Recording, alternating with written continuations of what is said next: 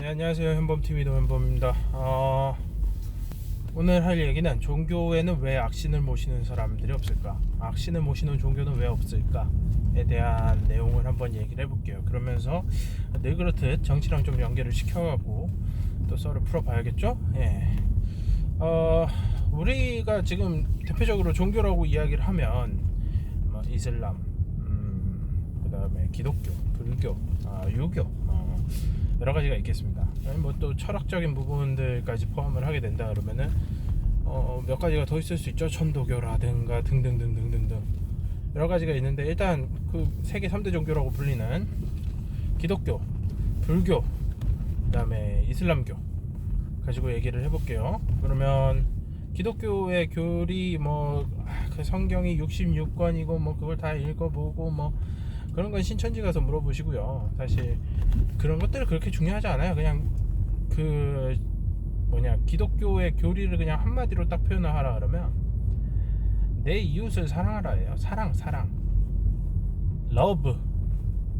네. 기독교는 사랑이라고 하는 거를 기반으로 합니다. 사랑을 기반으로 해가지고 상대방에 대해서, 상대방을 대할 때 애정을 가지고 대하라 이거지. 그 사람들이 좀 잘못하더라도 너그러이 용서하고 그 사람들이 그런 데 있는 이유가 있을 것이다, 그런 것들을 이해하기 위해서 노력하고 뭐 이런 것들이 나오겠죠. 종교의 교리라는 게 별게 있습니까? 그 불교는 뭡니까? 불교도 비슷해요. 자애.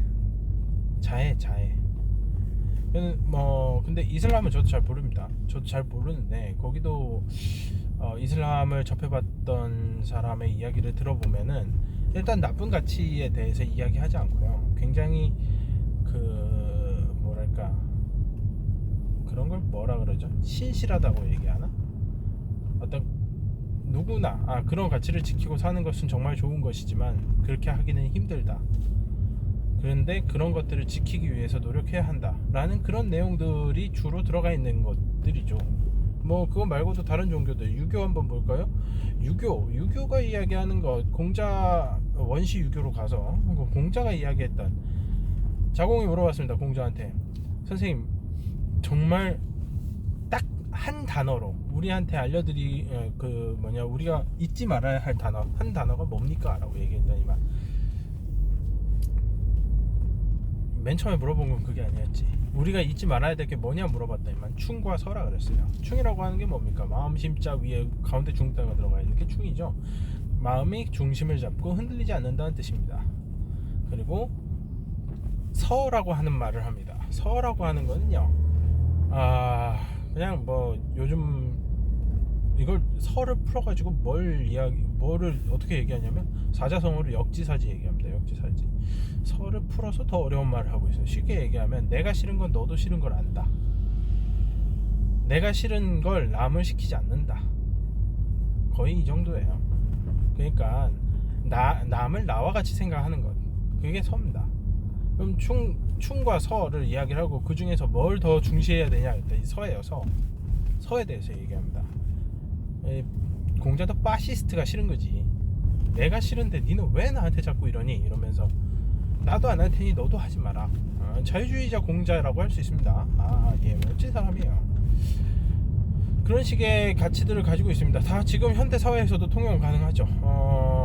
그렇다 그러면은 악신들을 모셨던 곳이 어디가 있을까? 사실 악신이라고 이야기하기보다는 과거에 있었던 여러 신들 중에서 페니키아의 신 중에 바알 함몬이라는 신이 있어요. 풍요의 상징이고요. 그 바알 하면은 기독교의 악마 중에 하나잖아요. 근데 그 바알이 어디서 왔겠어요? 기독교는 로마 문명에서 받아들이면서 로마 문명에 적대했던 문명, 그게 뭐냐? 페니키아거든. 한니발이 있었던 카르타고, 그 문명에서 신을 처용을 해와가지고 악신으로 만들어버린 거예요. 근데 실제로 바알 함몬이라고 하는 신을 믿는 신자들이 난교라 그러지, 여러 여성과 여러 남성이 한꺼번에 성행위를 하는 그런 풍요의 신이잖아요. 과거 북아프리카 같은 경우에는 상당히 부유한 곱창지대였어요. 지금이랑 좀 달라. 지금은 다 사막밖에 없어 보이는데 기후의 기후의 변화도 있고 여러 가지 이유로 인해서 당시에는 지력이 상당히 풍부한 곡성지대였습니다. 그 시기에서 농경을 했던 사람들, 농경과 해상무역으로 먹고 살았던 사람들이 페니키아 사람들이에요. 근데 그 농경에 있어가지고 부유함을 만들어내는, 풍요로움을 만들어내는 건 뭔데요? 과거에 뭐 기계가 있어, 뭐가 있어, 컴퓨터가 있어, 사람이 있지. 사람밖에 못합니다. 그러면 아이를 많이 낳아야 되는 거예요. 아이를 많이 낳아야 되는데 뭐 방법이 있겠어요? 그냥 많은 성황리를 하는 거지. 그러니까 바알 함몬이라고 하는 신은 풍요의 신을 믿는 사람들이 했던 축제가 굉장히 음탕해진 거죠. 난잡스러워지고. 근데 그 당시에는 그게 잘못됐다고 생각했을까? 아니요, 그렇게 안 했습니다. 근데 이제 기독교 가치관이 들어오기 시작하면서 그런 것들이 악신이 되죠. 그리고 실제로 그 고대 사회, 부족 사회의 어떤 가치관이나 공동체적 그런 것들이 분업화되기 시작하면서 해체되기 시작해요. 뭐 대가족에서 핵가족 관계 꼭 꼭 조선 시대에서 전근대로 넘어오면서 발생한 게 아니에요. 전근대에서 근대로 넘어오면서 발생한 게 아닙니다. 그때에도 그런 것들이 발생하지 않았겠어요? 분업이 발생하기 시작했으면, 농사만 짓고 사는 사람이 있고 전쟁만 하고 하는 사람들이 있으면 당연히 그런 것들이 발생을 하죠. 그런 발생 와중에서 가치관이 바뀐 겁니다. 한 명의 남자는 한 명의 여자와 함께 하는 걸로 일부 일처제로 바뀐 거죠. 그러면서 생겨난 게 그런 겁니다. 그리고 일부 다처제를 하게 되면은 어떻게 되겠습니까? 다수의 여성을 부양하기 위해서 강력한 남성 혼자서 그걸 해야 되는데, 부양을 해야 되는데, 뭐 이제 대영주 뭐 이런 사람들은 그게 가능하지 않겠냐? 그러면 이제 무슨 문제가 생기냐면 재산 상속의 문제가 생겨요. 박살이 나는 거지.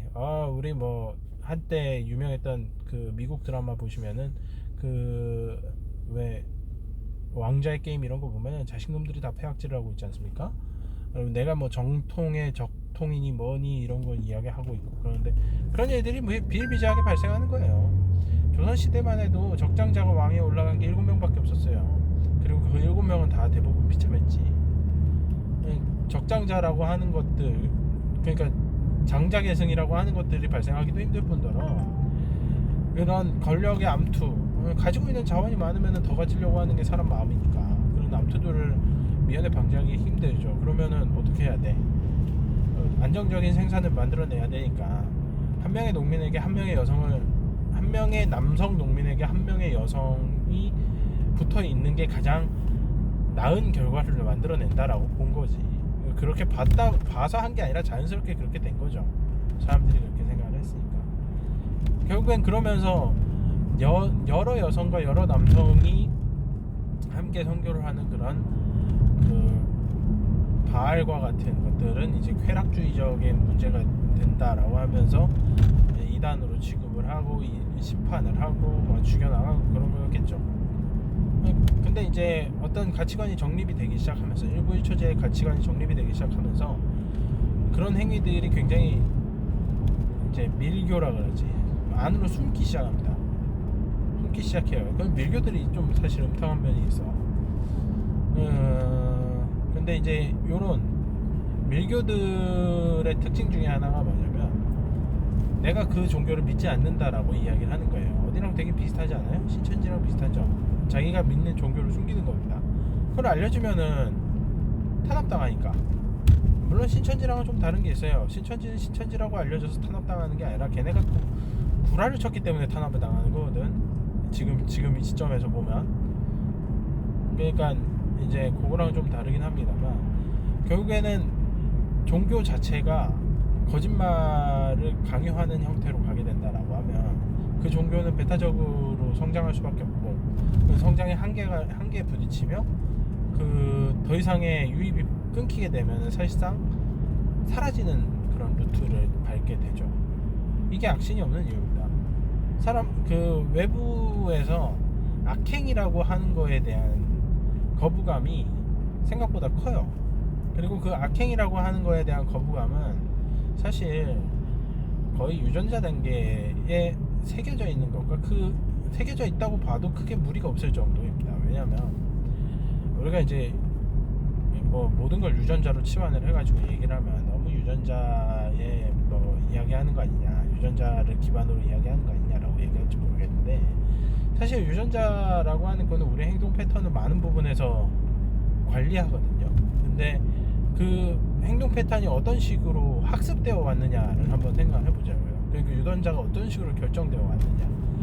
오랫동안 어떤 그 주변에 있는 환경과 주변에 있는 사람들과 마주하면서 생긴 행동 패턴, 그 중에서 생존율이 높고 번식률이 높은 생존 패턴이 남아있는 게 유전자인 거예요.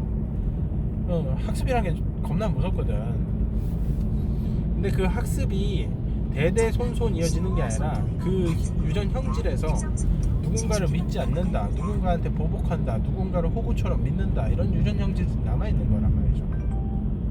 딱 그거야, 딱 이 형질이 그거야 라고 얘기를 할 수는 없지만, 그런 형태로 사람이 생각하는 거를 더 편안하게 느끼는 그런 구조, 남한테 소금을 당해도 나는 속지 않았다 라고 생각할 수 있게 그 스트레스 호르몬이 좀 덜 분비되는 사람이라든가, 사기를 당했는데 화가 안 나, 그럼 또 당하겠지. 그런 식으로 유전자가 설계돼 있을 수는 있다는 거지. 그러면 악신에 대해서, 악신이라고 하는 종교가 없다라고 하는 거는, 악신 그러니까 거짓말이라든가 나쁜 일을 하는 일, 지금 인간이 가지고 있는 가치에 반하는 일을 하는 거에 대해서 뭐라고 해야 되나, 이렇게 좀 더 분발해라, 그렇게 더 악행을 저질러라 라는 형태의 이야기를 하는 종교가 없다는 것은, 그런 것들에 대해서 응징하는 유전자를 가진 사람들이 대다수를 가지고 있다, 아니면 최소한 그런 것들이 바로 하기 힘든 환경을 만들기 위한 유전자들이 존재하고 있다라고 봐야죠. 저는 그렇게 봅니다. 이게 사실 게임 시오리고요. 게임 시오리가 분자 생물학에 관련해 가지고 들어와가지고 나온 결론 중에 하나가 이런 거예요. 그걸 이제 보복자라 그래요. 리벤저라 그러는데, 어쨌든 이 보복자들이 존재하고 있기 때문에 악행을 이야기를 하면 그걸 보복당해가지고 처벌받는다는 거죠. 그런 의미에서 한번 이번에 비례 연합을 한번 보자고요. 그 민주당이 정말 잘못 생각하고 있는 것 중에 하나예요. 민주당이 잘못 생각하고 있는 게 아니라 양정철이 잘못 생각하고 있는 것 같은데, 어떤 식으로든 결과만 좋으면 된다, 실리가 우선이지 대의나 명분은 크게 중요하지 않다라고 생각하는 것 같아요. 근데 그 대의나 명분은 인간이 가지고 있는 정의감에 대해서, 인간이 가지고 있는 그 보복심에 대해서 분명하게 작용을 합니다. 대의가 없고 명분이 깨졌다라고 하면은 인간은 그 보복심을 작용을 시켜요. 그게 유전자에 새겨져 있다니까. 그렇게 그런 일들을 해야 생존력이 높아져 왔다니까요. 근데 지금 명분은 중요하지 않고 대의는 쫓을 필요가 없다라고 하고, 그냥 대의라고 하는 게 뭐예요? 자기는 구라쳐도 된다가 대의 아니에요 지금? 그러니까 까놓고 얘기해보자고. 미통당을 막기 위해서 나는 이게 잘못된 반칙인 걸 알면서도 써야 된다, 이게 어떻게 대의가 되고 명분이 돼요? 대의나 명분이라고 하는 거는 미통당을 막기 위해서 내가 손해보더라도 뭔가를 하겠다가 대의나 명분이 되죠. 그럼 사람들이 박수칩니다. 근데 지금 이거 같은 경우는 대의나 명분이라고 얘기할 수 없고요, 오히려 욕심이라고 볼 수 있고, 그러면서 자기들이 더 큰 권한과 권력을 갖고 가겠다는 거 아닙니까? 그러면 이거는 악행이죠. 사람들은 분명히 악행으로 판단할 겁니다.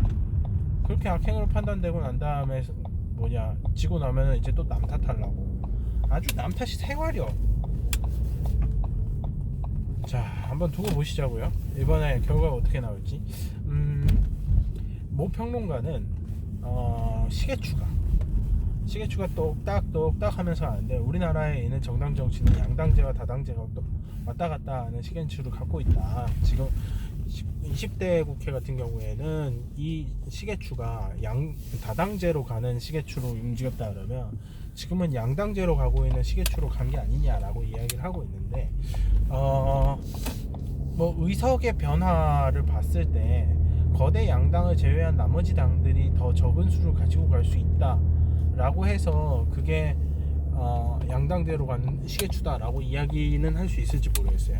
근데 그 폭이 그렇게 크지 않을 거라고 봐요. 왜냐면 인간은 보복을 하게 돼 있거든. 인간뿐만 아니라 비둘기도 보복합니다. 비둘기도 보복해요. 그리고 왜 유전자가 이기적이지 않고 이타적일 수 있는지에 대한 해석이 거기에 들어가 있는 거거든요. 이기적 유전자 보시면 압니다. 비둘기도 보복을 하는데 인간이 안 하겠어? 그러니까 결론을 말씀드리자면 민주당은 실패할 겁니다. 두고 보자고요. 어떤 일이 나올지.